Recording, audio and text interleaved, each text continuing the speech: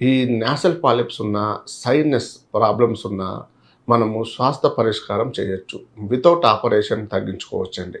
చాలామంది నా దగ్గరకు వచ్చిన కేసెస్‌లలో, సార్ నాకు 2 సార్లు ఆపరేషన్ అయింది సైనస్‌కి. ముక్కులో కండ పెరిగిందన్నారు. ముక్కులో ఆపరేషన్ చేశారు సార్. బాగానే ఉంది. ఒక 6 నెలలు, సంవత్సరం అట్లా. కొంతమంది 2 ఏళ్ళు బాగానే ఉంది. కానీ మళ్ళీ వాతావరణంలో, మళ్ళీ మనం బయటకెళ్ళినా, చల్లటి ప్రదేశాలకెళ్ళినా, కూల్ డ్రింక్స్ తాగినా, చల్లటి పదార్థాలు తీసుకున్నా, మళ్ళీ మనకి సైనస్ సింప్టమ్స్ కనిపిస్తున్నాయి సార్. మళ్ళీ ముక్కు మూసుకపోవడము, మళ్ళీ ఎక్కువగా శ్వాస ఇబ్బందికరంగా ఉండడము, తలంతా భారంగా ఉండడము, తలంతా పట్టేయడము, ఇదంతా మళ్ళీ సేమ్ సింప్టమ్స్ కనిపిస్తున్నాయి. మళ్ళీ ఎళ్తే మళ్ళీ స్కానింగ్ చేశారు. మళ్ళీ ఆపరేషన్ చేయాలన్నారు. ఇదే చెప్తుంటారు. నేనేమంటానంటే ఆపరేషన్ అనేది చేసుకుంటే తప్పు లేదండి.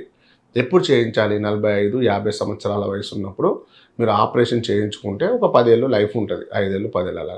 కానీ మనము 25, 30 సంవత్సరాల వయసులోనే, 35, 40 సంవత్సరాల వయసులోనే మనం ఆపరేషన్‌కెళ్ళామంటే మళ్ళీ రిపీట్ అయ్యే అవకాశాలుంటాయి. డాక్టర్స్ కూడా చెప్తుంటారు, "అమ్మ ఆపరేషన్ చేశాను. మాక్సిమం రాదు. కానీ మన జాగ్రత్తలు పడకుంటే ఫ్యూచర్‌లో వచ్చే అవకాశాలుంటాయని" కూడా చెప్తారు వాళ్ళు. మన జాగ్రత్తలు పాటించాలని చెప్తారు. కాబట్టి మన దాంట్లో ఏంటంటే ఇవన్నీ ఇన్ఫెక్షన్స్ తగ్గించి అక్కడ మొత్తం క్లియర్ చేసేసి మళ్ళీ ఫార్మ్ కాకుండా చేస్తాం ఇక్కడ. కాబట్టి మీకు సైనస్ ఉంది, శ్వాస పరిష్కారం అవ్వాలి, పూర్తిగా తగ్గాలంటే ఒక్కసారి మీరు మమ్మల్ని సంప్రదించండి. మీకు ఇందులో కంప్లీట్ క్యూర్ చేసుకోవచ్చు మనం. మళ్ళీ దీనికి డైట్ రిస్ట్రిక్షన్స్ ఏముంటాయి? పథ్యం ఏమైనా ఉంటదా అని అడుగుతుంటారండి. మన హోమియోపతిలో విపరీతమైన పథ్యం ఏమి ఉండదండి. కామన్‌గా పులుపు తగ్గించమంటాం. చింతపండు పులుపు తగ్గించండి. టమాటా ఎక్కువ తగ్గించండి. దాంతో పాటు గోంగూర తగ్గించండి. పులుపు పదార్థాలు తగ్గించండి. ఐస్ క్రీమ్స్, కూల్ డ్రింక్స్, చల్లటి పానీయాలు ఇలాంటివి తగ్గించుకోండి. దీనివల్ల కొంతవరకు మనకు ఉపశమనం ఉంటుంది. టైంకు ఫుడ్ తినండి.